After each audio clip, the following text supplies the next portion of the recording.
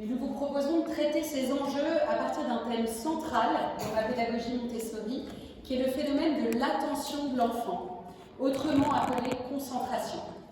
Et c'est Guillemette qui, en philosophe, il va falloir s'accrocher là pour le début, qui va ouvrir cette table ronde par un petit exposé de 10 minutes sur ce mot de concentration dans la pensée de Maria Montessori.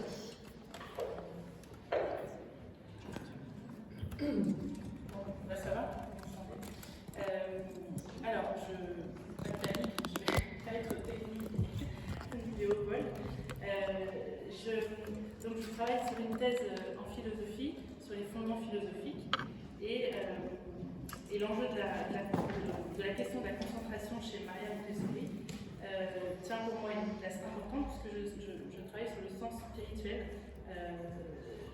chez Maria Montessori, et qu'elle y attache justement à cette concentration un sens spirituel très fort. En tout cas, finalement, parce que ce phénomène illustre un mouvement de fond essentiel dans toute la pensée de Maria Montessori, et qui est au cœur de mon travail. Donc, juste pour vous rappeler son parcours, donc, son point de départ, il est l'observation de l'enfant en tant que pédopsychiatre. Elle travaillait auprès des enfants porteurs de déficiences cognitives au tout début de sa carrière. Et c'est là qu'elle découvre ce qu'on appelle l'enfant psychique. Et à partir de là, à partir de cette découverte, de cette intuition, elle va se lancer dans un grand mouvement de pensée qui consiste en une recherche.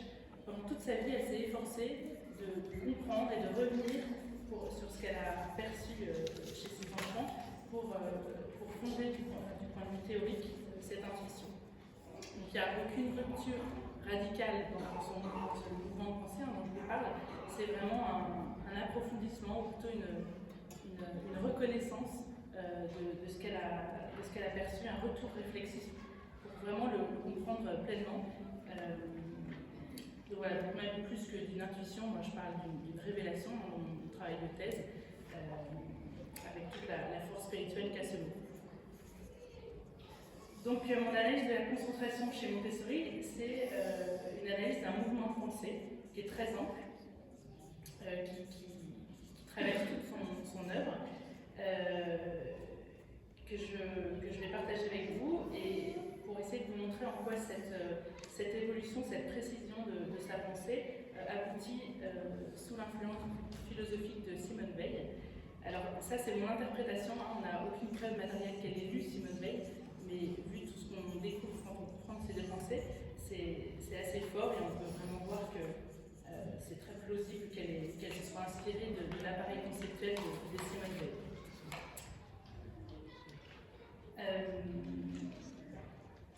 Voilà, donc en quelques mots, l'évolution de la concentration chez Maria Montessori. Donc, la première étape, c'est une longue étape, hein, ça court de 1909 à 1946. 1909, c'est le moment où elle écrit son premier ouvrage proprement pédagogique. Et c'est là qu'on doit apparaître cette notion de concentration chez elle. À ce moment-là, la concentration, elle est rapportée à la croissance de l'intelligence, de la faculté rationnelle. C'est le phénomène où l'enfant isole son attention en concentrant sur un stimulant, qu'il soit une fleur qui s'ouvre ou une activité dans la classe, et qui conduit à perfectionner les activités psychosensorielles de cet enfant. Donc son effet à ce niveau-là, enfin dans cette première description, il est vraiment mental, c'est l'intelligence qui mûrit, et c'est le perfectionnement de toutes ces facultés intellectuelles, mais aussi sensorielles, émotionnelles, etc. Donc ce qui est important, c'est qu'à ce moment-là, dans ce début, enfin, dans la plupart de son œuvre pédagogique, Maria Montessori, elle a une approche scientifique. Elle regarde le développement mental et la plasticité cérébrale. D'ailleurs, on dira beaucoup aujourd'hui, les neurosciences ont validé un certain nombre d'intuitions qu'a eu Montessori et qu'on voit dans toutes ces descriptions. Donc cette intention scientifique, elle est très forte à ce moment-là, mais on sent derrière, dans toutes ces descriptions, qu'il y a autre chose, qu'il n'y a pas uniquement le pur mental qui est regardé.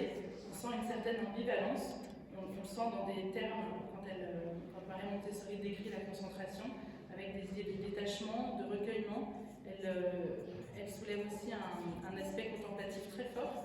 Elle dit même à un moment que ce qui se passe dans la concentration, c'est que l'enfant reçoit la vérité. Et ça, c'est extrêmement thomiste. Voilà. Donc voilà, elle dit ça dès 1916. Donc ce qu'on y voit, c'est que c'est pas anodin, mais ce n'est pas assumé. Il n'y a aucune intentionnalité à ce moment-là d'assumer pleinement et de façon approfondie un caractère spirituel. Même si on la voit, même si elle affleure, elle n'est présente que sous une forme analogique. Donc, par exemple, Marie-Montessori, elle écrit que la concentration, c'est une espèce de méditation. Elle dit que c'est un phénomène analogue à des phénomènes spirituels. Donc jusqu'en 1946, finalement, elle maintient toutes ces descriptions de la concentration dans une dimension très scientifique et finalement assez profane. Mais ça va changer. Ça va changer en 1949. En 1949, il y a un tournant qui s'opère dans l'un de ses derniers ouvrages, si ce n'est le dernier d'ailleurs, L'esprit absorbant de l'enfant. Là, ces descriptions de la concentration, elles sont complètement autres. Marie-Montessori, elle l'assume désormais comme, elle dit, un processus spirituel évident. Et ça, ce tournant, il s'opère sur les pas de Simone Weil. On lit dans toutes ces descriptions de la concentration des échos très forts à la théorie de l'attention de forme supérieure que Simone Weil propose. Alors ici, je vous fais juste un petit point terminologique, entre guillemets, comme si je vous avais promis que ce n'était pas technique. Je fais un rapprochement entre Marie-Montessori et Simone Weil. Simone Weil, elle propose un concept de l'attention qui est très particulier et qui est surtout fermé sur ce qu'elle appelle le phénomène de l'attention. Alors que Marie-Montessori, elle confond et elle utilise les deux termes, concentration et attention. Alors, il y a sûrement un effet de l'état des recherches et des discours en psychologie au début du XXe, mais aujourd'hui, on distingue les choses. Mais en tout cas, Simone Weil, c'est vraiment très particulier ce qu'elle théorise avec cette attention. Donc, du point de vue philosophique, les puristes diraient que c'est une constatation qui est un peu abusive, mais en fait, finalement, ce qu'on ressent chez Marie-Montessori, c'est qu'elle a probablement, moi j'en suis persuadée, elle a lu Simone Weil et elle a plaqué, elle a repris son appareil conceptuel tout autour de l'attention sur ses propres observations, tout en maintenant cette confusion. Voilà. Bref, donc en tout état de cause, ce que je voulais vous montrer, c'est que dans ce tournant, la concentration, elle n'est plus l'objet d'un regard purement scientifique de la part de Marie-Montessori. Elle change de discours, entre guillemets. Par exemple, elle décrit en 1949 la concentration comme une élévation spirituelle et morale, décrite dans un ordre ascétique, dans laquelle la conscience s'éveille. Et l'enfant, finalement, atteint une nouvelle connaissance de lui-même et de la réalité. Il porte un nouveau regard sur les choses. Et là, c'est extrêmement... voilà, on y voit vraiment un écho de Simone Weil qui, elle, dans une proximité avec la théorie platonicienne, regarde vraiment aussi ce phénomène de l'attention du point de vue moral comme cet éveil de la conscience et cette élévation.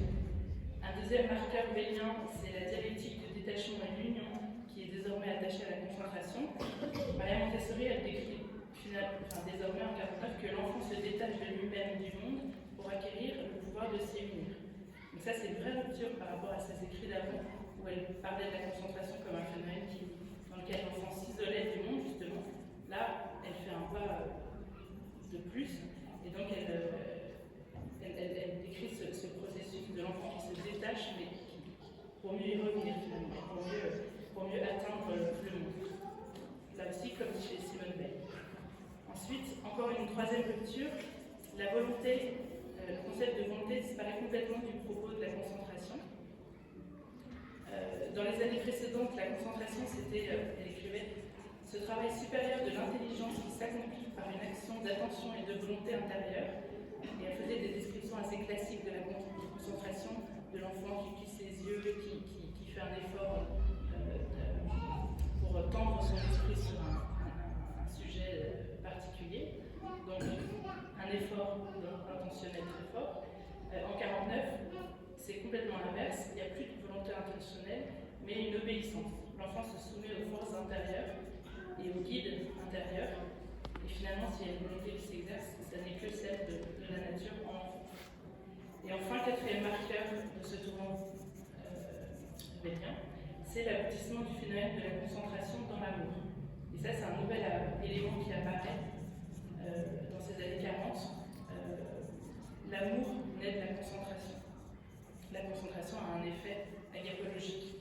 Et là aussi, il y a un écho très fort par rapport à Simone Veil, pour qui l'attention est un acte d'amour pur et gratuit. C'est un acte de charité. Voilà, donc tous ces éléments nouveaux, j'ai été un petit peu rapide, mais qui apparaissent en 49 et qu'on peut rapporter aux propos de Simone Veil dans La pesanteur et la grâce, ils ont pu donc être influencés par la théorie vélienne, qui était accessible dès 47. Vous voyez, bon, là, je fais un petit aparté sur ma thèse. En fait, j'ai retrouvé beaucoup de correspondances chez des philosophes par rapport dans toute la progression de la pensée de Maria Montessori. Donc voilà, Simone Veil est l'un d'entre eux.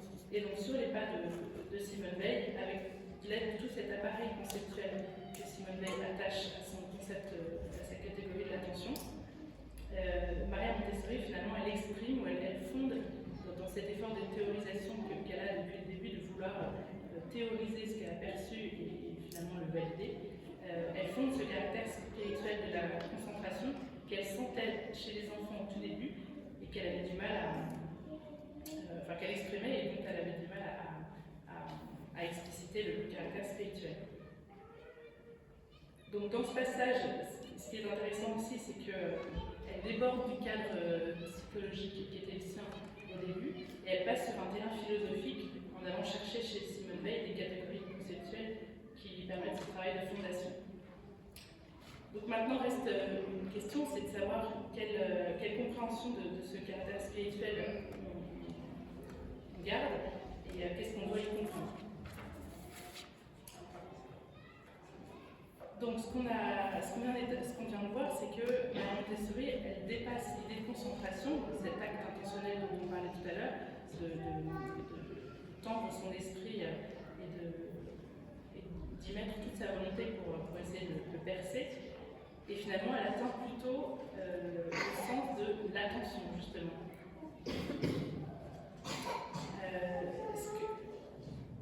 Ce qu'elle écrit, par exemple, je vais prendre ces mots pour finalement de la concentration, c'est qu'elle est le vecteur du salut de l'âme de l'enfant. Elle est le vecteur de la glorieuse naissance de l'esprit de l'enfant. Et donc, c'est à comprendre pour moi dans un sens spirituel fort, en accordant au terme esprit tout son sens spirituel contre toute réduction au sens mental ou à la plasticité cérébrale.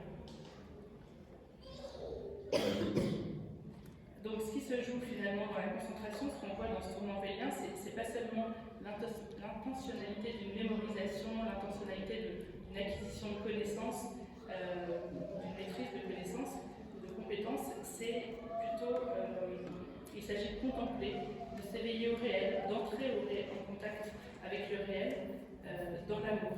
Ça c'est important chez elle, cette modalité agapologique. Tout ça pour saisir les vérités du réel et les recevoir. Donc cette concentration montessorienne, finalement, elle engage une capacité intérieure réceptive, contemplative, qui ouvre sur un être dans le monde qui va au-delà des simples dispositions cognitives et émotionnelles, discursives, raisonnables, émotionnelles, etc. Voilà. Oui, vas-y. Oui, j'ai fini. Non, je voulais finir sur les défis. Vas-y, finis sur les défis. Donc, finalement, donc, cette concentration, là, Isabelle citait 3 défis par rapport pour l'enfant et pour l'éducation pour notre époque, on va dire. Déjà, pour le réel, oui, la concentration chez Maria Montessori, ce qu'elle emploie, c'est la capacité de s'insérer dans le réel, d'entrer en contact avec le réel. C'est une entrée qu'elle fait sur le mode de l'amour. Donc ça rejoint le défi aussi des relations sociales. Et puis, enfin, la construction de l'intériorité, Oui, cette concentration en fait, que l'enfant mène, c'est les premiers pas, c'est une initiation pardon, de la vie intérieure et de la dynamique intérieure. Merci. Merci Guinette. Voilà, donc on a beaucoup de lieux pour intégrer tout ça. Alors, Thierry, qu'est-ce que ça vous dit en entreprise, la concentration? Quand est-ce qu'un collaborateur a l'air concentré? Est-il concentré alors qu'il n'en a pas l'air?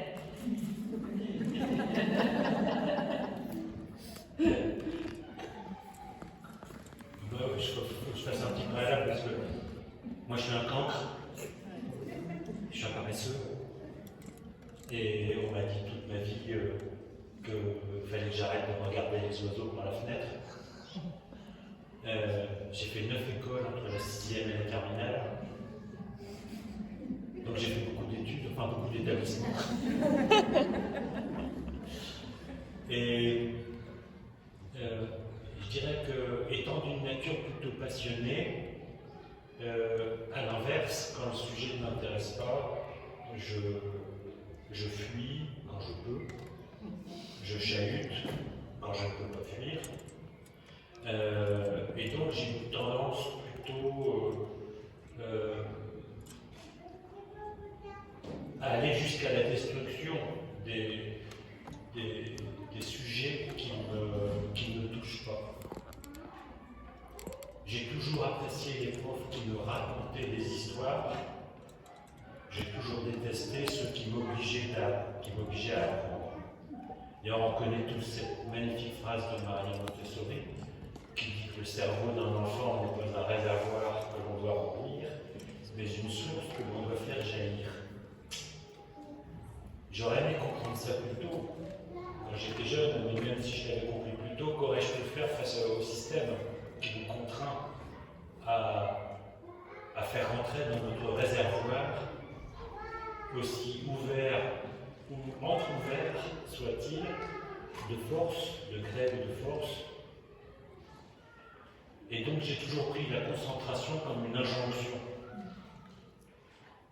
Et que pour moi, la concentration ou l'attention, la concentration relevant plus de l'intellectuel, l'attention plus de l'émotion, du spirituel,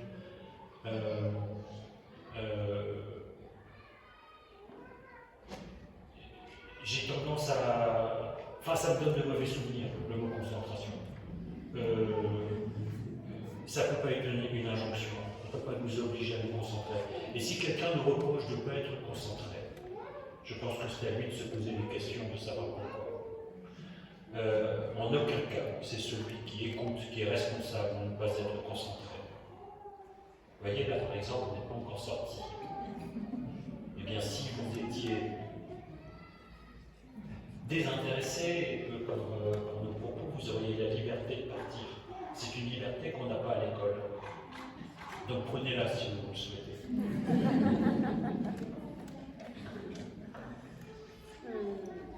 Alors, dans l'univers de l'entreprise et du management, comment est-ce que tu peux...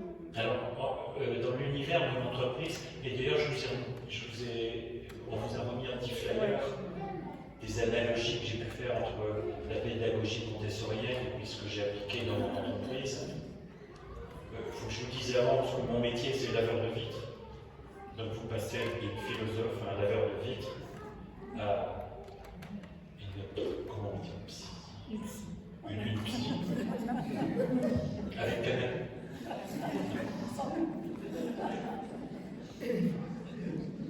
Et que j'ai démarré laveur de carreaux et que l'entreprise compte aujourd'hui 4500 collaborateurs.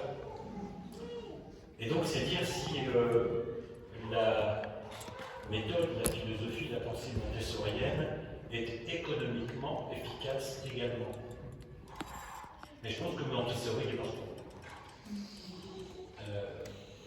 Montessori est à la pédagogie ce que l'homéopathie est à la médecine ou à la santé, et ce que la permaculture est à l'agriculture.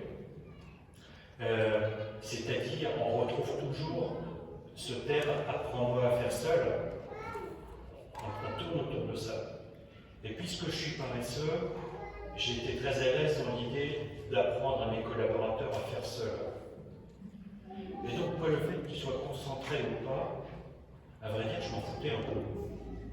Moi, tant que mes clients étaient contents, que mes collaborateurs semblaient heureux dans leur travail, et que la rentabilité de l'entreprise était suffisante, j'avais les 3 piliers de mon tabouret.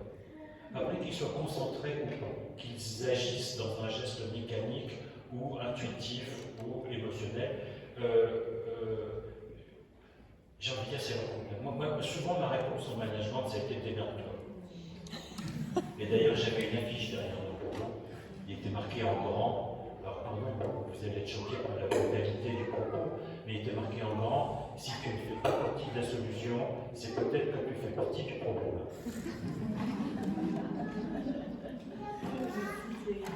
Alors, Sévim, dans votre livre, vous écrivez que l'enfant ne cesse de nous inviter à ouvrir notre regard intérieur. Alors, est-ce que vous seriez d'accord pour partager avec nous ce que les enfants ont ouvert de votre regard intérieur?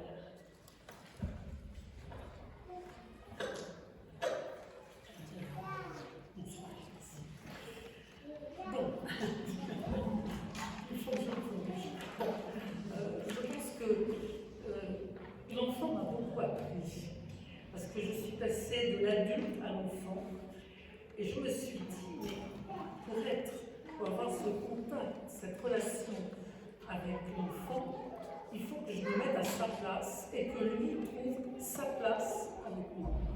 Alors, comment ça s'est fait? Tout d'abord, ils m'ont invité, alors ils m'ont amené à une phase de transformation. Jung dit on passe sans arrêt de métamorphose à l'individuation. C'est-à-dire que pour accéder à une autre étape en nous, on doit essayer de s'interroger pour passer à un autre stade. Et l'enfant m'a aidé à ça. Je dois dire que l'enfant a été mon maître. Ils m'ont aidé justement à entrouvrir une porte qui était trop bloquée par un intellect, la rationalité, des défenses aussi. Et grâce à eux, j'ai pu voir la fleur qui était sur mon chemin et que je n'avais plus. Ça, c'est une chose qui m'ont aidé. Une autre chose où ils m'ont aidé, c'est raviver cette part de moi-même qui était toujours beaucoup restée dans l'ombre, à savoir mon lien avec le sacré. Et je me suis posé la question justement, mais qu'est-ce que c'est le sacré? Eux, ils l'ont au fond d'eux et c'est quelque chose de naturel. Et puis ils le perdent progressivement, cette notion, ce lien avec le sacré, ils le perdent vers 4 ans, 5 ans, ce que vous devez voir ici à l'école. Et une troisième chose, on reviendra sur le sacré si vous voulez, et comment ils ravivent cette part en nous qui est tombée dans les limbes de notre mémoire. Aussi, une troisième chose qui m'a aidée, en tant que psychologue clinicienne, j'aimerais témoigner d'une constante que j'ai relevée chez l'enfant, c'est cette capacité, cette faculté d'émerveillement et d'étonnement qui les ouvre d'emblée justement à cette dimension sacrée. Ils m'ont d'ailleurs aidé dans mon travail à transformer, autant que je pouvais, le jugement par l'étonnement. Quand on voit quelqu'un, au lieu de le juger et qu'on se dit mais pourquoi est-ce qu'il réagit de cette façon? C'est quand même étonnant. Eh bien ça change déjà le rapport avec l'autre. Ils se sentent moins jugés, ils se sentent peut-être interpellés, mais surtout, tu m'intéresses. Il y a quelque chose en toi que je comprends, que je ne comprends pas, mais voilà, c'est un apport vraiment intéressant.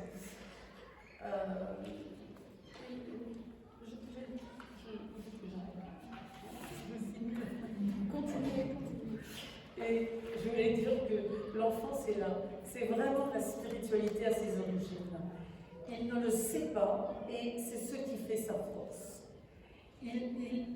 Sans le savoir, hein, c'est parce qu'il ne sait pas, sans le savoir, il nous remet en lien avec cette partie de nous-mêmes profondément.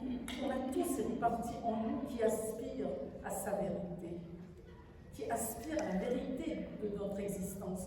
Qu'est-ce qu'on fait, où on va? Et l'enfant, dans cette espèce d'attitude, j'ai envie de dire désarmante, nous stimule vers.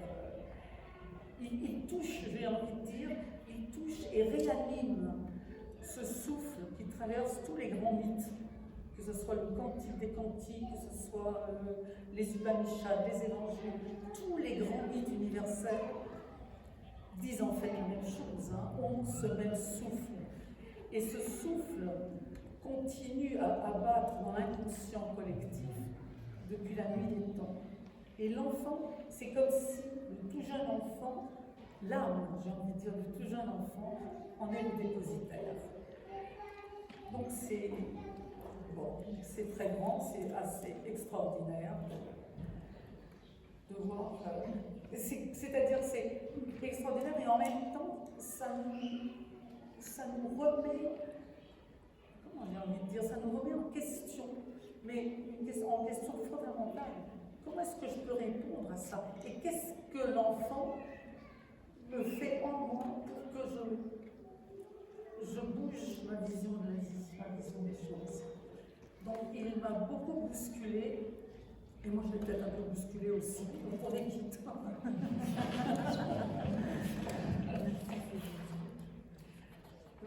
Merci beaucoup Céline.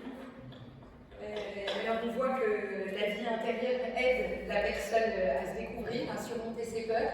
Est-ce que vous nous raconteriez l'histoire du petit Clément? Il a petit Clément.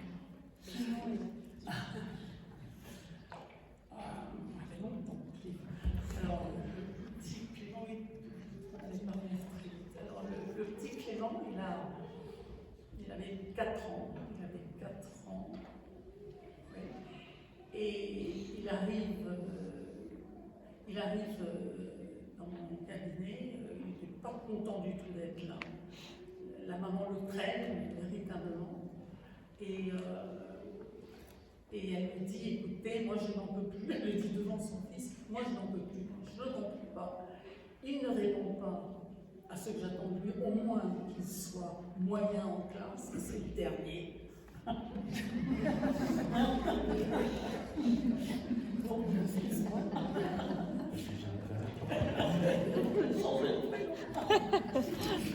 donc, voilà, et le petit garçon le regarde comme ça, c'était très énorme, ça je me souviens, il regarde sa maman comme ça en lui disant, mais elle ne comprend rien. Effectivement, elle ne comprend pas qu'est-ce qui se passe. Moi non plus d'ailleurs. Et donc, la maman est une dame qui avait beaucoup de succès dans la finance, et finalement, le petit Clément ne la narcissisait pas. Hein, il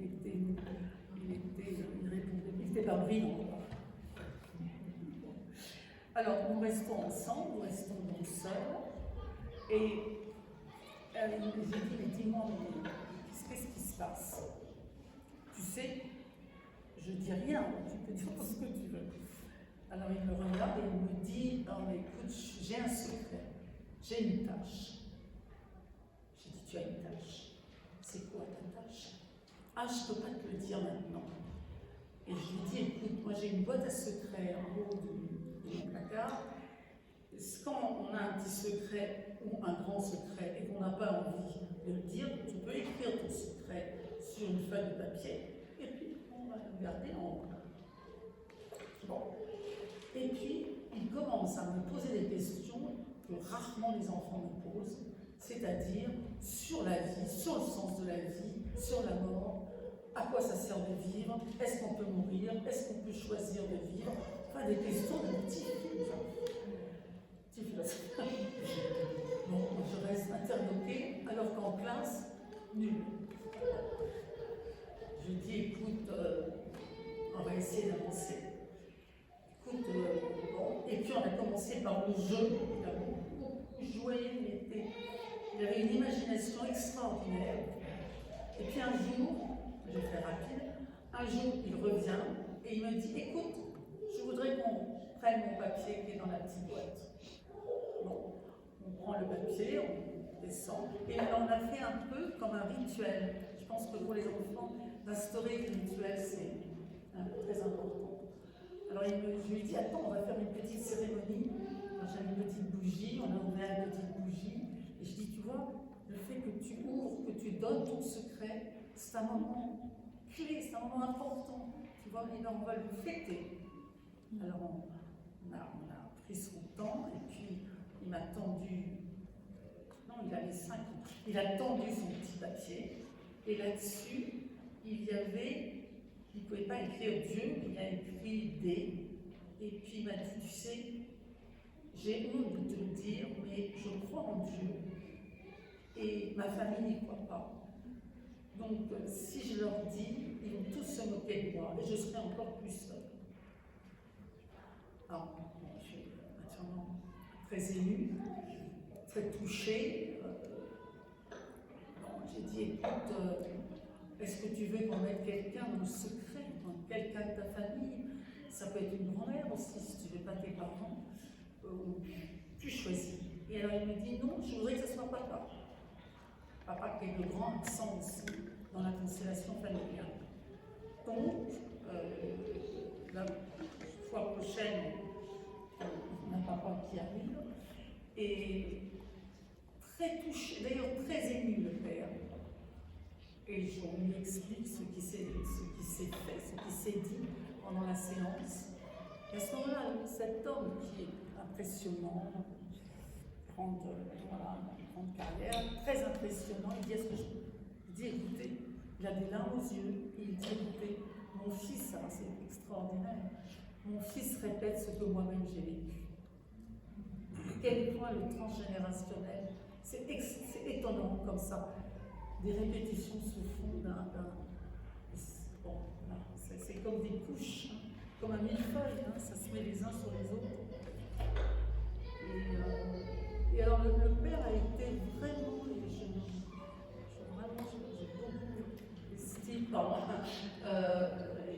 il a décidé de lire à son fils tous les soirs des parties, sont toujours en disant des parties de l'Évangile.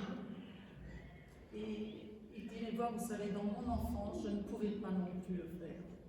Je devais, depuis tout petit, j'étais cataloguée pour aller dans une grande école, et j'avais pas le temps. Il fallait pas, c'était du loisir, c'était des choses qu'on ne pouvait pas vivre. Voilà. Et alors, je vais terminer par une petite note gay.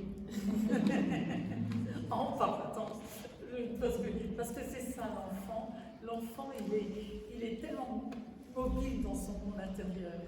Il était venu avec ça, ce drame, ce petit garçon, et en partant, il me regarde, et puis il rit.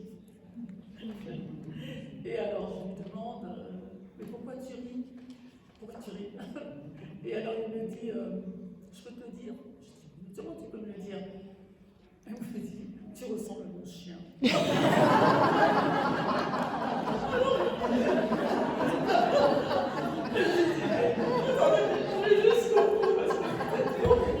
Le papa, il était tout gêné. C'est pas grave. J'étais calme jusqu'au bout. Pourquoi je ressemble à ton chien? Parce qu'il me dit, je vais aller dans tes cheveux plus longs, tu as le même poil d'oreille.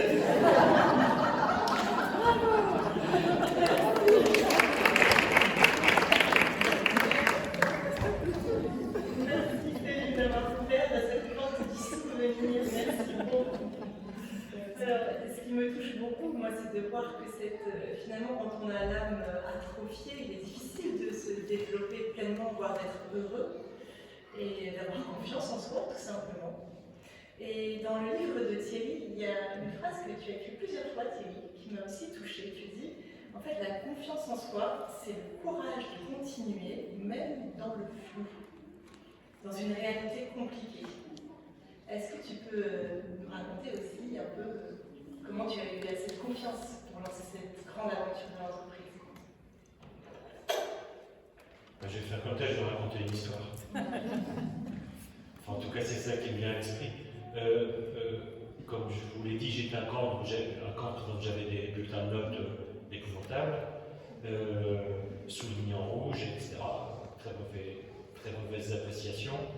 Et je me souviens d'un samedi matin, mon papa était assis dans son fauteuil, il fumait la pipe, et puis il me recevait pour que je lui remette mon bulletin de notes de la semaine. Et papa cherchait toujours dans mes bulletins de notes la petite lumière, ou voir la veilleuse allumée pour pouvoir en parler. Et je me souviens d'une fois, papa m'a dit, tiens, tu as eu 11 sur 20 cette semaine en anglais, tu as eu 4 la semaine dernière, parle-moi de cette belle progression de 7 points. Bon, je me dis, il faudrait qu'il change ses lunettes, mais bon. Et puis, je ne sais plus ce que je lui ai répondu, et papa, à l'issue de cet entretien, me disait, bah, tiens Thierry, je te félicite, voilà 5 francs. Je te félicite pour cette belle progression. Donc je sortais de ce rendez-vous un peu plus détendu qu'en y rentrant, mais plus intéressant, c'est ma maman qui était à la cuisine. Oui, parce qu'il y a une époque que ta génération a peu connue, les mamans étaient à la cuisine et les papas étaient au bureau. Alors j'ai dit ça, c'est juste un mot d'humour. Hein.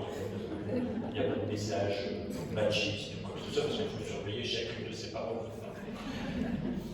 Et ma maman vient voir mon papa et lui dit mon chéri, comment veux-tu que ce gamin s'en sorte dans la vie si en plus d'avoir de mauvais résultats, tu le récompenses? Ce qui est pas faux. Et mon père lui a fait cette magnifique réponse. Il lui a dit, ma chérie, ce qui compte dans la vie, ce ne sont pas les performances, c'est la confiance en soi. Et que notre rôle de parent, notre rôle d'éducateur, notre rôle de dirigeant, c'est d'entretenir la confiance en nous, surtout si on attend de la performance. Parce que la performance ne peut pas être un but, ça c'est une conviction forte que j'ai, elle ne peut être qu'une conséquence. La conséquence de la confiance en soi, c'est la performance, quel que soit le sujet. Mon papa, en fait, disait une chose que je vais vous donner, que je vais vous redire d'une autre manière, mais on ne fait pas pousser un légume plus vite en tirant dessus. Et voilà les graines que j'ai reçues sur la confiance en moi et qui ont forgé ma conviction qu'on ne peut pas donner sa confiance si on en a pas soi-même. La confiance en soi est le prérequis de la confiance qu'on sera capable de donner aux autres. Et d'ailleurs, j'en ai fait un levier fort de management dans l'entreprise, puisque le sujet des interventions, c'est manager par la confiance. Merci. Et je me souviens d'une anecdote que tu racontes à la fin de ton livre et qui moi m'a beaucoup touchée parce qu'elle témoigne de la confiance d'un de tes collaborateurs. Est-ce que tu peux nous raconter, c'est pas une pièce de 5 francs, mais une pièce de 1 franc à l'époque, l'histoire de Vic et de la pièce de 1 franc? Ah ouais, mais j'avais quasiment oublié cette histoire. Vic était un laveur de vitres, était mauricien, un type que j'adorais. Et il vient me voir à mon bureau. Il faisait le ménage le mardi matin et le jeudi matin pour un de nos clients, de 5h à 7h du matin. Et puis avec son accent mauricien, il m'a dit, mon Vic, je suis énervé. Je dis, pourquoi tu es énervé, Vic? Il me dit, parce qu'il y a son client, il met très souvent une pièce de 1 franc par terre, comme léger, pour voir si je la ramasse, si je la vole. Mais il dit, je ne suis pas content, il faut que vous fassiez quelque chose. J'écoute, il dit que je ne vois pas trop ce que je peux faire là-dessus. Imagine qu'il n'a pas fait exprès, c'est tout, c'est pas grave. Il me dit quand même, monsieur Vic, ça m'embête. Bon, j'écoute, moi je ne peux pas appeler le client en disant, est-ce que vous faites exprès d'être une pièce de 1 franc? C'est pas possible. Il dit, ok. Et puis 15 jours après, il vient me voir, il dit, monsieur Vic, j'ai réglé le problème de la pièce de 1 franc, c'est fini. Le client ne met pas de pièce de 1 franc. J'ai dit, qu'est-ce que tu as fait, Vic? Il dit, j'ai pris la pièce de 1 franc et j'ai mis une pièce de 5 francs à la place. C'est un collaborateur créatif, vraiment une belle histoire. Je vous coupe une minute, il y a une grosse Nissan blanche qui barre la route. Est-ce que c'est quelqu'un qui est ici?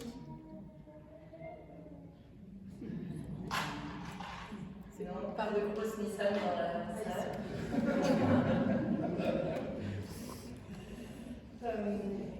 Alors, j'aurais bien aimé suivre aussi sur le réel, parce que là, Vic, il s'est retrouvé face à une réalité complexe et il a réussi à transformer cette réalité. Céline, est-ce que vous pourriez nous dire pourquoi c'est si important d'accueillir le monde réel? Voilà, qu'est-ce qui se passe dans la tête d'un enfant, surtout là, c'est un grand défi avec l'intelligence artificielle, les écrans, tout ce qui arrive dans notre monde, pour les enfants d'aujourd'hui, s'il n'a pas accès au réel. Qu'est-ce que vous appelez la réalité complète, dès qu'elle se présente devant nous avec ses forces, ses faiblesses, ce qui est chaud, ce qui est froid, ce qui souffre, ce qui fait souffrir, ce qui ne fait pas souffrir, ce qu'on peut transformer, ce qu'on ne peut pas transformer.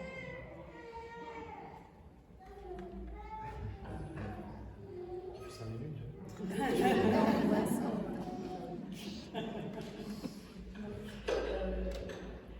Par le réel, j'ai envie de commencer par la vie familiale.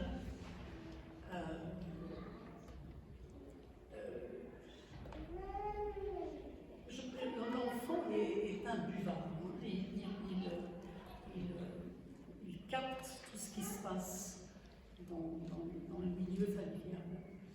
Et il a absolument besoin de savoir.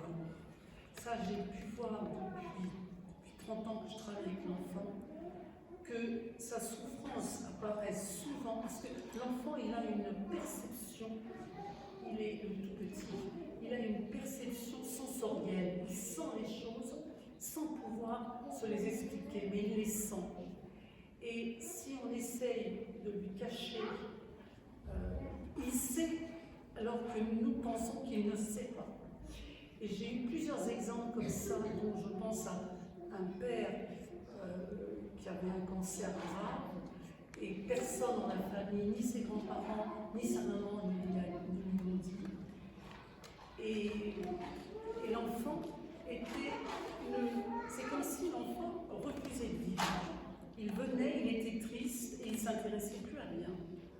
Et à un moment donné, il me dit, tu sais, je crois que papa est vraiment malade. Il avait saisi que quelque chose se passait et que c'était très grave.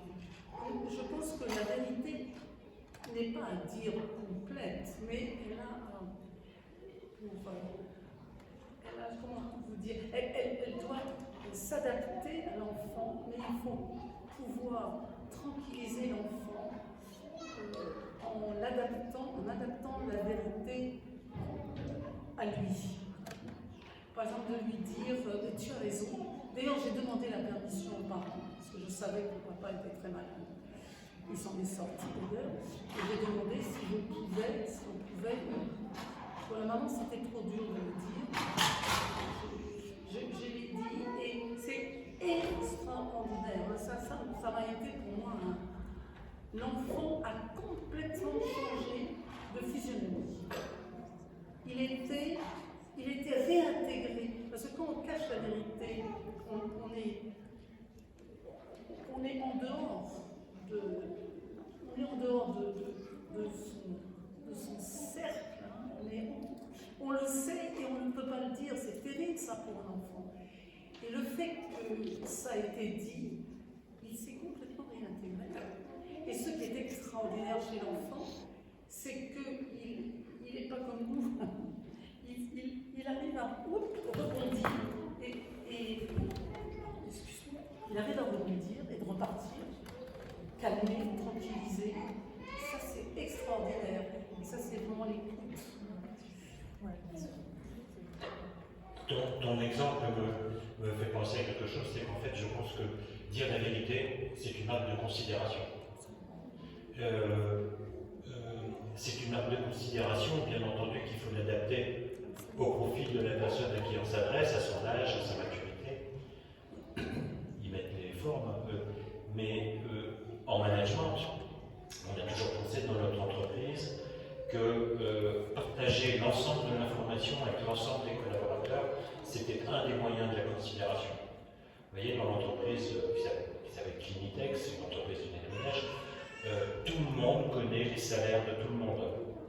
Ils sont sur l'intranet de l'entreprise.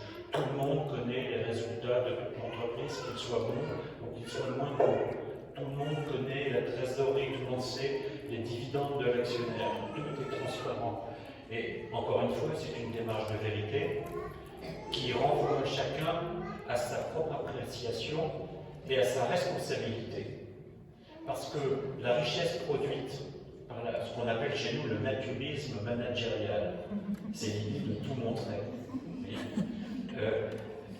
Sur le principe qu'au moins on en montre, ou au moins on en dit aux enfants, au moins on est contraint à s'imaginer les choses. Et quand on s'imagine, on se trompe très souvent. Et comme on a tous des hamsters qui tournent à grande vitesse dans le cerveau, quand cet imaginaire se met au travail, c'est souvent la nuit et souvent vers le bas, pas vers le haut. Et donc j'aime beaucoup cette idée de ne pas de dire la vérité sur tous les sujets, y compris la mort, y compris la maladie, et le dire de la façon la moins traumatisante possible.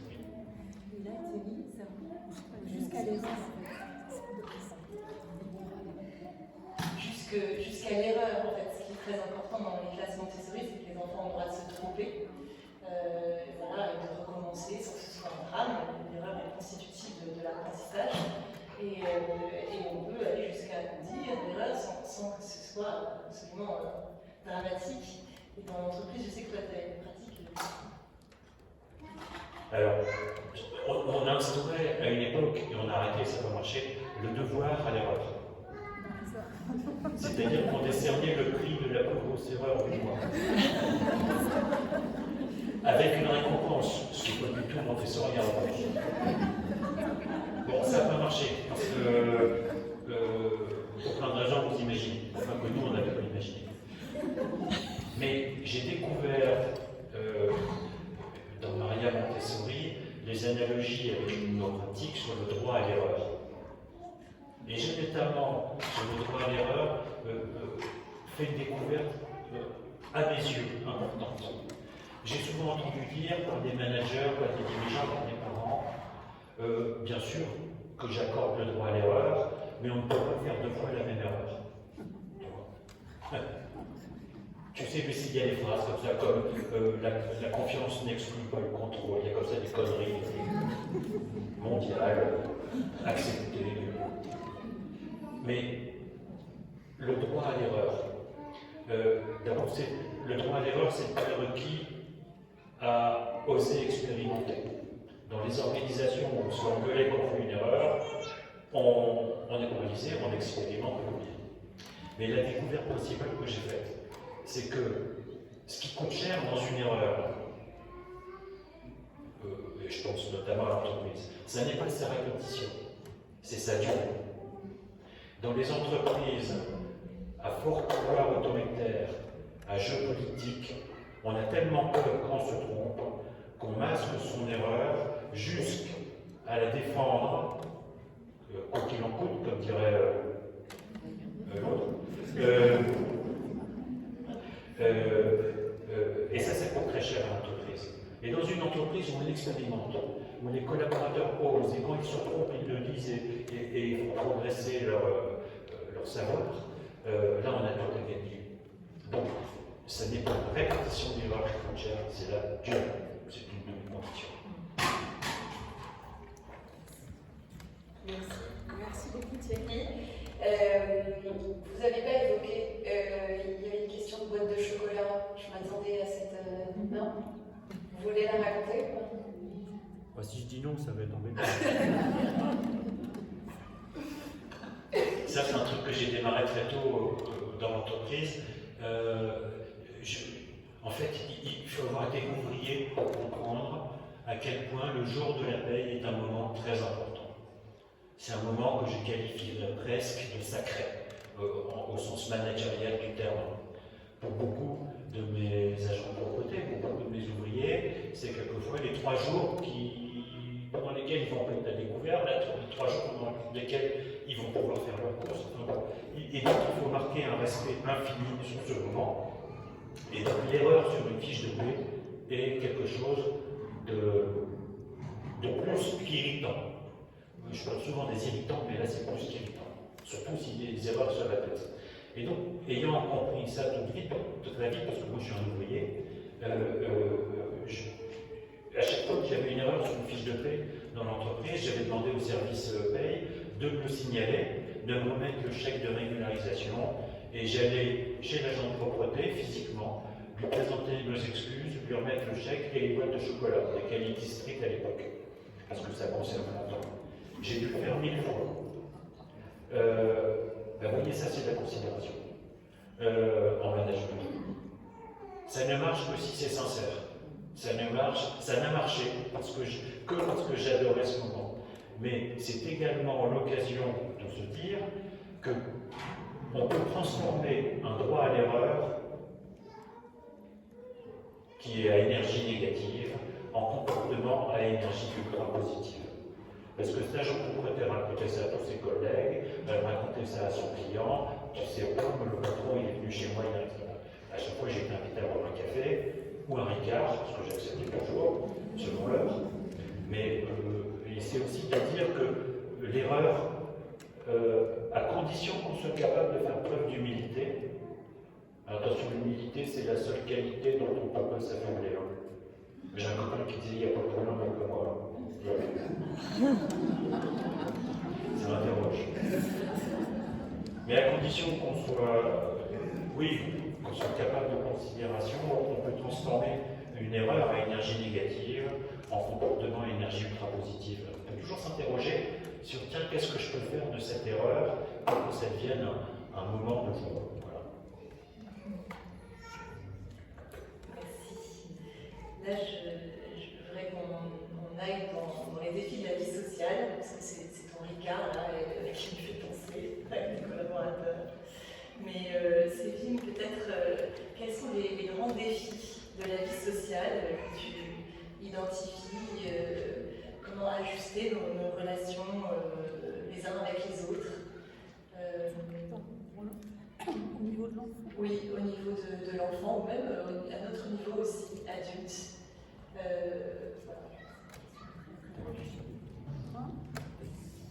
Oui, c'est vrai que la question est difficile, mais donc, oui, le rapport les uns avec les autres. Est-ce que tu vois qu'il est plus difficile aujourd'hui pour les enfants de vivre ensemble, pour les familles de vivre ensemble, quel impact sur leur développement?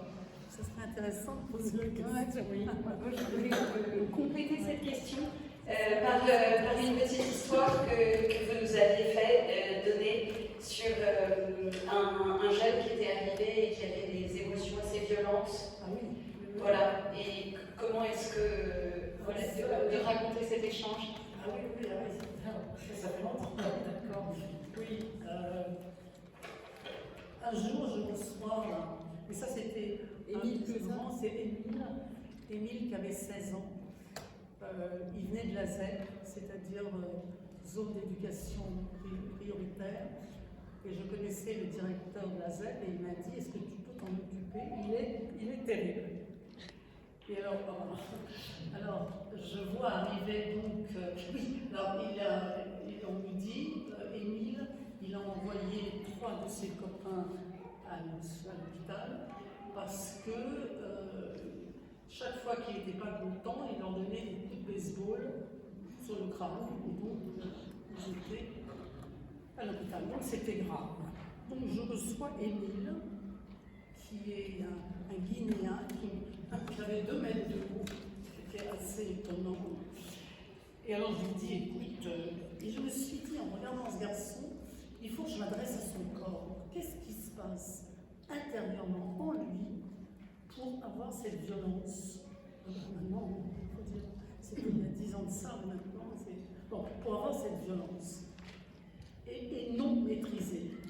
Et alors, je lui dis, mais dis-moi, Émile, je ne comprends pas. Qu'est-ce qui se passe pour que tu comme ça, dégage, enfin, explose comme ça? Ah, il me dit, ça c'est facile, vous savez. Quand une remarque me pique, je sens une espèce de force. quelque chose de très très fort, une émotion dans mon ventre, ça monte, ça monte, ça monte, et quand ça arrive ici, je tape. Et je ne sais pas qu'est-ce qui se passe en moi. Quelquefois, nous connaissons tous ça, que parfois ça parle en nous. C'est plus nous qui parlons, mais ça parle. On s'entend dire quelque chose qui n'était pas projeté en nous. Et subitement, je l'entends dire, mais Émile, il te manque un bout. Alors il me dit un bout. Qu'est-ce que tu veux dire par un bout? J'ai dit, ben oui, il te manque un bout, c'est-à-dire tu oublies que tu peux monter jusque-là. Que tu peux monter jusqu'à la tête, jusqu'à la pensée. Et à ce moment-là, il me regarde et me dit, mais t'es pas un psy, toi, t'es un plombier. Alors, nous avons un éclat de rire. Mais ce qui est intéressant quand même, et c'est ça, c'est que, et c'est ce qui se passe chez beaucoup de jeunes aujourd'hui, qui devient dramatique, je veux dire, c'est qu'il n'y a plus l'élaboration de la pensée. Ça s'arrête là, ça s'arrête au niveau de la première réaction de l'archaïsme de la primaire. Hein. Ça s'arrête là. Il y a quelque chose à faire au niveau de l'élaboration de la pensée, de pouvoir monter et penser. Et c'est vraiment ça qui se passe. Merci infiniment, Sabine. Voilà, de cette question, on est sorti une conclusion magnifique sur cette élaboration de la pensée. C'est finalement ce qui est donné dans les classes Montessori. On va ouvrir ces réflexions à notre public. Qu'est-ce qui vous vient? Est-ce que vous avez des questions? Est-ce qu'il y a des choses qui vous ont marqué? Oui. Un peu plus fort. Hier, j'ai eu la chance et l'honneur d'assister à une matinée Montessori dans cette école de mon master et j'ai été frappée par l'attention des enfants si grandement métier de la société. À n'importe quel âge, mais l'attention dès les jeunes années, c'est un trésor pour ces enfants. Bravo.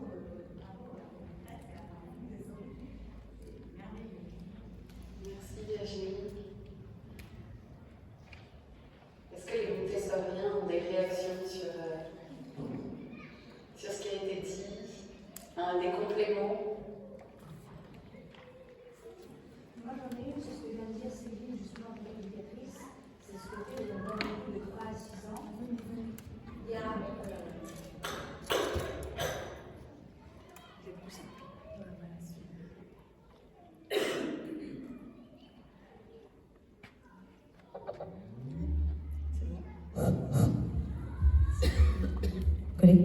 Oui, en tant qu'éducatrice en fait Montessori justement, ce qu'on voit dans une classe de 3 à 6 ans, c'est qu'à 3 ans, l'enfant qui n'a pas trop de vocabulaire, et surtout quand ils sont presque plus jeunes, sont justement plus violents. On rejoint un peu cette idée de ça ne monte pas à la pensée, ils n'arrivent pas à s'exprimer, et les coups sont beaucoup plus forts.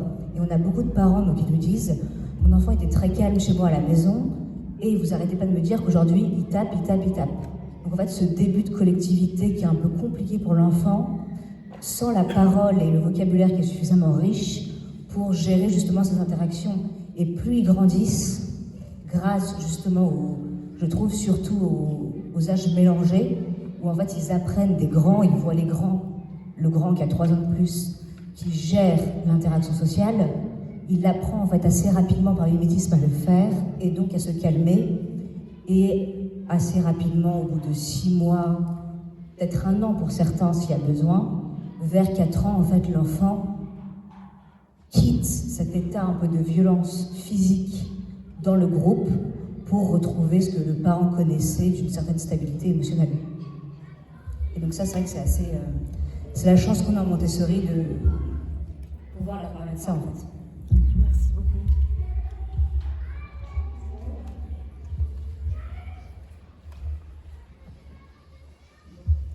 Merci pour vos interventions. Je voulais savoir une question à notre entrepreneur. Est-ce que vous pensez que si vous aviez été vous aviez suivi votre scolarité en Montessori, vous auriez eu de meilleurs résultats scolaires. Et ensuite, à la psychologue, notre jungienne, comment définiriez-vous l'éducation que le papa de notre entrepreneur lui a donnée? C'était sur la question de la récompense. Vous voulez... On répond à cette question, puis on entend la suivante. Moi, j'ai une seule question, hein, c'est ça? Oui. Moi, ma question, c'est est-ce que j'aurais mieux réussi à l'école si j'avais fait Montessori? Très certainement. Ouais, je pense que j'aurais été bien en Montessori. J'aurais fait souffrir beaucoup moins de professeurs. Mais en même temps, j'ai pas de regret de mon parcours parce que, ayant fait 9 rentrées scolaires, j'ai beaucoup appris en relations sociales, en relations humaines, parce que mes compteurs amicaux se sont remis à 0 tous les ans, quelquefois 2 fois dans la même année. Donc de ce point de vue-là, j'ai beaucoup appris. Et je dis ça sans rigoler, parce que vraiment c'était un apprentissage. Mais Montessori m'aurait sûrement très bien convenu. Et nos 4 enfants sont là à l'école Montessori, je voudrais compléter ma réponse, parce que je pense à ça. Mais on a un de nos 4 qui n'a pas du tout marché en Montessori. Et je trouve que c'est intéressant de souligner ça aussi, parce qu'on l'a mis dans une école avec des uniformes, avec des punitions, des récompenses, enfin, l'inverse de Montessori, et il y a passé les plus belles années de sa vie.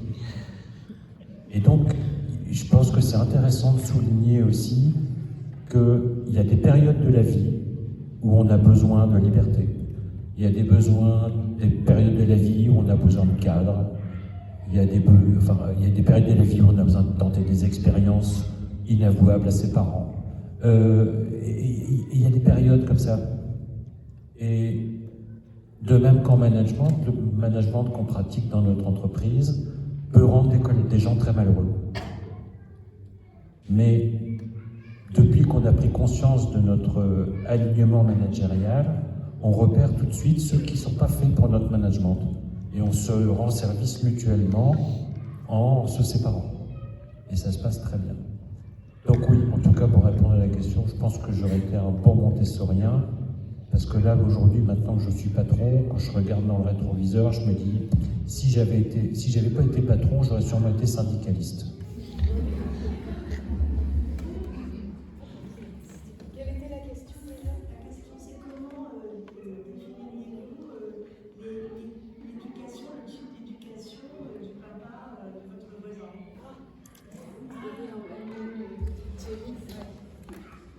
Thierry racontait qu'il était convoqué dans le bureau de son père sur ses notes et qu'il lui donnait un billet quand il avait progressé, une pièce, pardon. Qu'est-ce que vous en pensez en termes d'éducation? Quel effet psychique sur l'enfant? Qu'est-ce que je peux dire? Je vais m'allonger.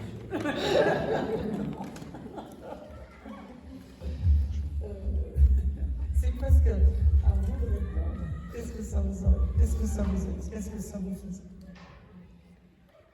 Bah, je ne sais pas si on attend un regard clinique ou émotionnel. Nous, on est parents, en fait, beaucoup d'entre nous, avec des enfants qui sont passés en Montessori. Et on a un prisme particulier en fait, puisqu'on a accepté et souhaité la pédagogie Montessori à un moment donné pour nos enfants. Et moi j'ai trouvé la démarche de votre père intéressante. Personnellement ça correspond plutôt à ma manière d'être au monde, mais j'aimerais connaître la vie et comment vous pourriez définir ce type d'éducation en tant que psychologue. Est-ce que c'est un modèle pour nous, par exemple? Comment réagit, voilà, est-ce qu'il a bien réagi, ce papa? Est-ce qu'il y aurait d'autres manières de réagir? Est-ce que, voilà. L'éducation par la récompense. Voilà, confiance, récompense. C'est plus une question de confiance. Je retiens plus la confiance que la récompense. Ouais, voilà. Mais ça rend l'enfant quand même dépendant de la récompense. Je pense qu'il y a un moment donné où l'enfant doit sortir de ce système de récompense pour pour que le désir devienne autonome, qu'il le fasse pour lui. S'il le fait pour l'autre, je n'ose pas répondre. Non mais, voilà, comment aider l'enfant au moment de la préadolescence de devenir plus autonome tout en restant dans le lien avec la famille. Et si la famille, si le père, tu me corriges, hein, mais si le père joue comme avec, j'allais dire un petit chat et son os,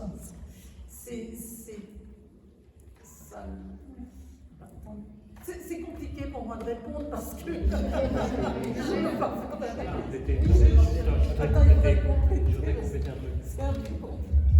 Je voudrais te dire que moi, ce que je retiens de cette histoire, c'est pas la récompense. Et je pense que si papa m'avait dit, je suis fier de toi, ça me fait plaisir. C'est-à-dire pas de jugement, mais qu'il me dise son émotion, ça aurait été pareil. Moi, j'ai retenu qu'il m'avait fait un bien fou, et pas qu'il alimentait mon petit cochon avec une pièce de 5 francs. C'est pas ça que j'ai retenu. Donc finalement, c'est assez anecdotique, et je pense qu'il faut faire attention aussi à ne pas forcément lier la récompense à quelque chose d'anti-montessorien.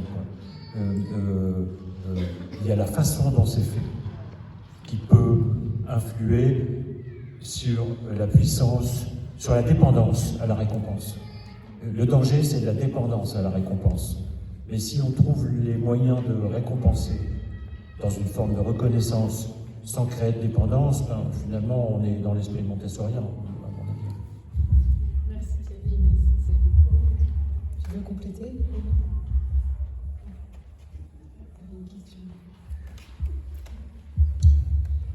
Est-ce que quelqu'un peut nous expliquer, au moins les éducateurs, la manière dont les enfants peuvent se comporter quand ils sortent de ce cocon Montessori et qui débarquent dans un monde un peu hostile de l'école primaire?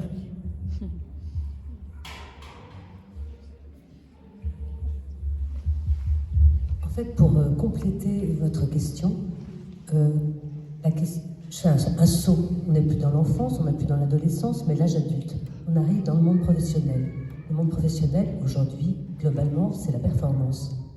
Comment on réagit par rapport à ça, comme quand on a été dans un cocon montessorien? C'est quoi votre réponse en tant que psychologue, chef d'entreprise?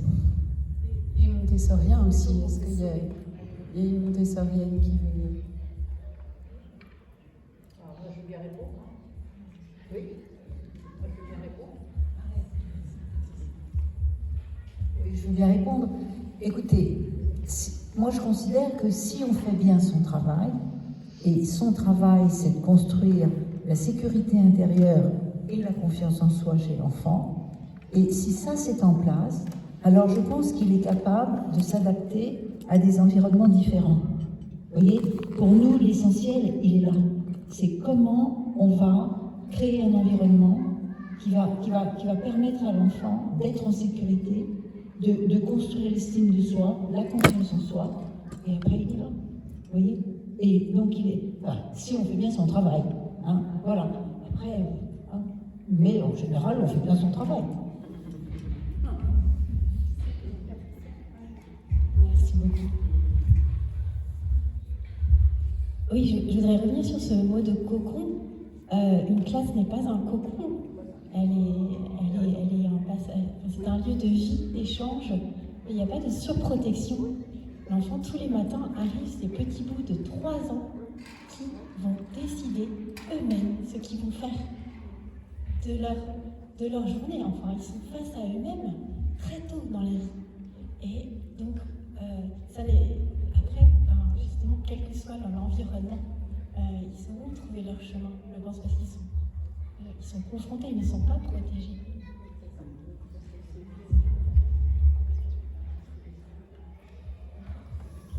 Ils sont face à eux-mêmes et face à une micro-société. Par ce multi-âge dans les classes, ils sont déjà, à 3 ans en arrivant, avec des enfants de 5 ans, il faut aussi prendre sa place. Et le libre choix et tout. Et on le... Je Je reformule ce qui vient d'être dit. Donc il ne s'agit pas d'un cocon, mais d'un monde où l'enfant expérimente la vie sociale et où le petit enfant de 3 ans va apprendre à choisir. Et mon Dieu, quel défi que d'apprendre à choisir. Et pour compléter cette réponse à cette question sur le « et après », il va rentrer dans un monde difficile, mais en fait, il va avoir les armes pour ne pas subir ce monde, mais pour en être acteur. Voilà. Il ne s'agit pas de rentrer dans un monde affreux, terrible, qui va les manger. On est tous dans le monde, on est là, et on l'affronte avec toute notre volonté et tout notre être. Voilà, et tout ce qui nous a été donné. Donc là, les fondements lui sont donnés pour être acteur de ce monde et pas le subir.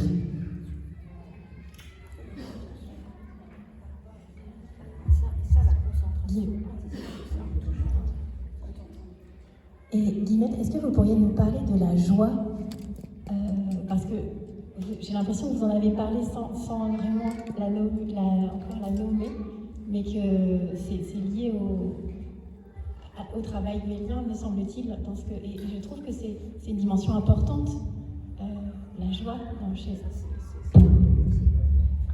Alors, c'est vrai que moi j'ai parlé juste de la concentration et du passage que Montessori opère vers le sens de l'attention finalement.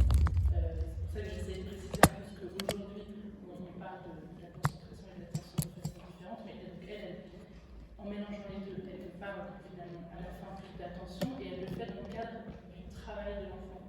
Et dans ce travail, il y a effectivement la joie.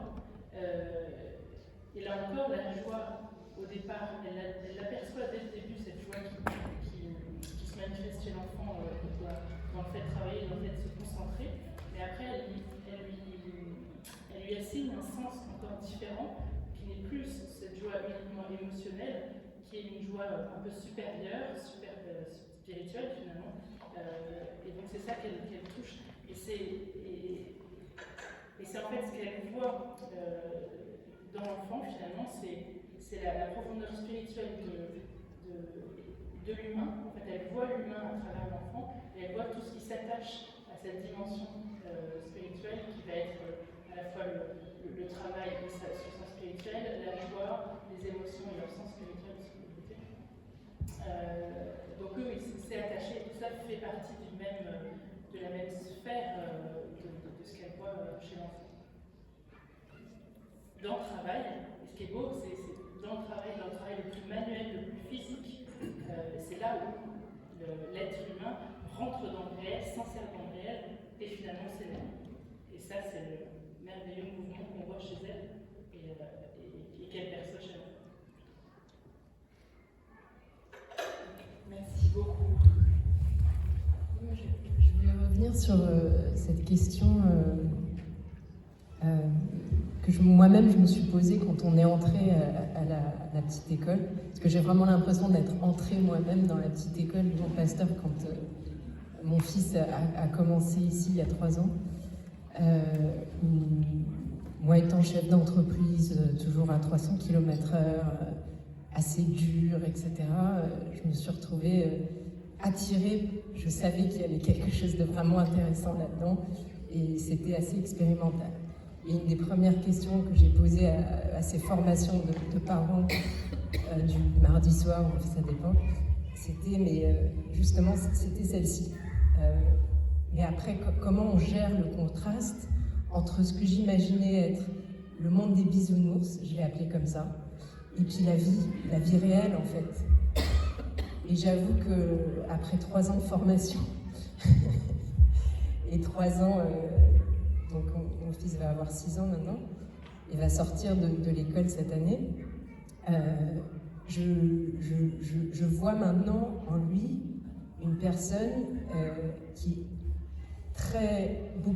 a vraiment grandi intérieurement et qui nous fait face dans une des vérités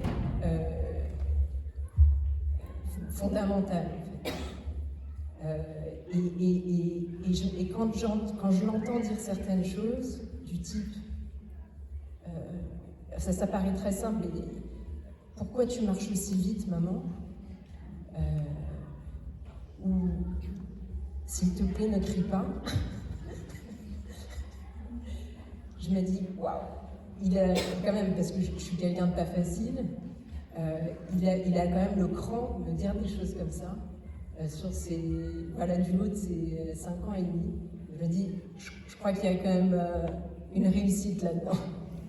Et j'ai vraiment pas peur pour la suite. Merci beaucoup Irène pour ce témoignage. Ça clôt notre échange qu'on peut prolonger dans les classes. Vous êtes invités à venir visiter les classes et à prendre un goûter devant les classes de l'autre côté. Ça clôt parfaitement l'introduction sur le déplacement que provoquent en nous les enfants par le témoignage d'Irène. Merci beaucoup, merci de votre présence.